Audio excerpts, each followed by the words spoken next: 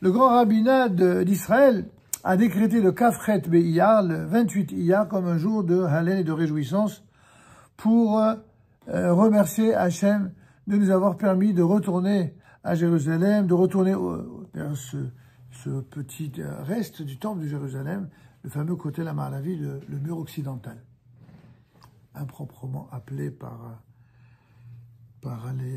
d'autres le mur des lamentations. C'est pas un mur de lamentation, c'est un mur de prière.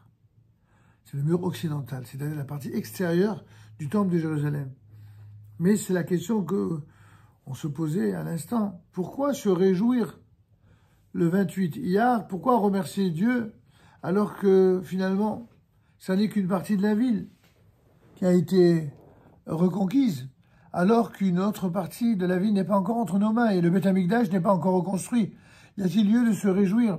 Vous savez bien, on l'avait déjà dit pour Yom HaAtzmaut, certains ne sont là que pour pleurnicher dans l'histoire. Mais les descendants de Rabbi Akiva, pendant que d'autres pleurnichent, nous, on se réjouit. On se réjouit évidemment pas du tout. On se réjouit de ce sur quoi il y a lieu de se réjouir. Ainsi, on se réjouit de ce que Baruch Hashem. La terre d'Israël, elle a un État juif avec une armée, une économie, avec des yeshivot, avec de la Torah, avec le peuple qui revient lentement, progressivement et de plus en plus sur sa terre. Ça, c'est de bonnes raisons de se réjouir et d'étudier encore plus la Torah et d'accomplir encore plus les mitzvot et de faire plus de bien. Ça, c'est une raison de se réjouir. Alors évidemment, les esprits chagrins, les pleurnichards, ils pleurnichent toujours sur ce qu'il n'y a pas. Ils voient toujours, vous connaissez l'image de la coupe à moitié pleine ou à moitié vide, le verre moitié plein, moitié vide. Il y a des gens qui voient toujours le vide. Et nous sommes du Beth Midrash de Rabbi Akiva et de Rabbi Shimon Bar Yochai, qui regardons ce qu'il y a de plein, de ce qu'il y a de lumineux. Quant à ce qui est vide, on va le remplir. Tout simplement. Yerushalayim et le Beth Amikdash, c'est vrai, sont le véritable but et l'objectif de notre délivrance, de notre Géoula. Le prophète Isaïe annonce à propos de cela, dans le livre d'Isaïe au chapitre 26, verset 1, « En ce jour, on chantera cet hymne dans le pays de Yehuda. Nous avons une ville pour nous protéger, murs et remparts assurent notre salut. » Étant donné que la reconstruction de Jérusalem est le but ultime, alors son accomplissement final dépend forcément de l'achèvement du processus de la délivrance.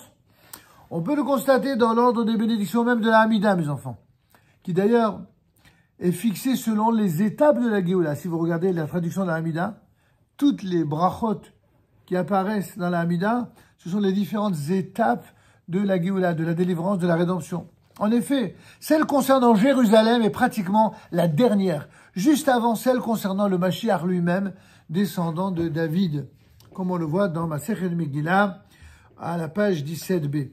Cela fait maintenant plus de 40, 67,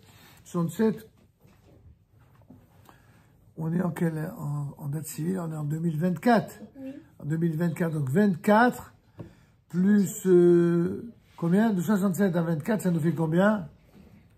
57 ans. 57 ans, il a fait. Alors, on va dire presque 60 ans. Bientôt 60 ans, après la guerre des 6 jours. Et nous avons ainsi réussi, Baruch Hashem, le peuple d'Israël a réussi à faire de Jérusalem une ville qui soit une et unique, qui soit formidable, merveilleuse. Elle est d'une beauté remarquable. Exactement comme l'avait prédit Akadosh Baruch Hu par la voix des prophètes, ou plutôt les prophètes qui l'ont dit au nom d'Akadosh Baruch Hu.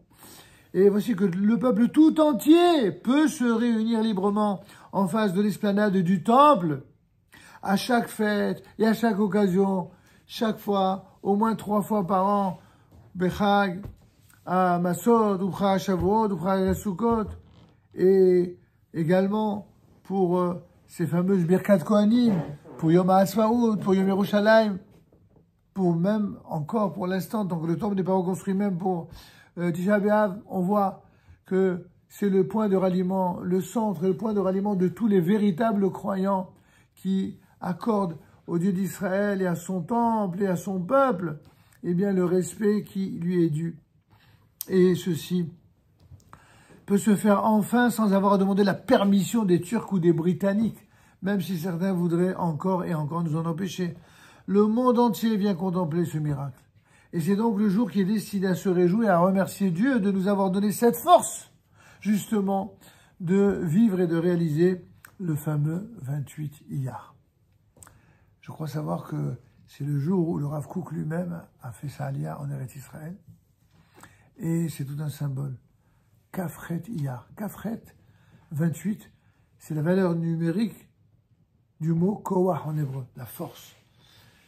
L'avenir du peuple d'Israël dépendra de la force de notre âme, de l'âme collective d'Israël, la force de la conviction, la force de notre foi, la force de notre cœur, la force de notre combativité, la force de la lumière, celle qui doit éclairer le monde. Je dis bien éclairer, illuminer, même pas inonder, non, éclairer le monde.